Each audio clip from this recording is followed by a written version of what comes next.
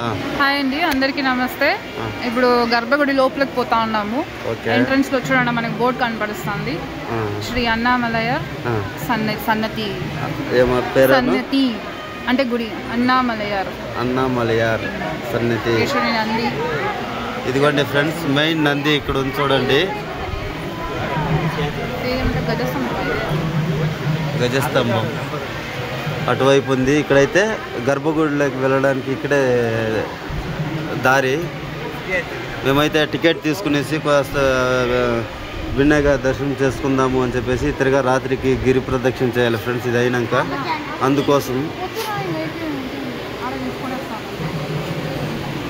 అలాగే లోపల వీడియో కూడా తీయడానికి మీకు చూపించడానికి వచ్చిన ప్రతిసారి ట్రై చేశాను ఫ్రెండ్స్, కానీ కుదరలేదు.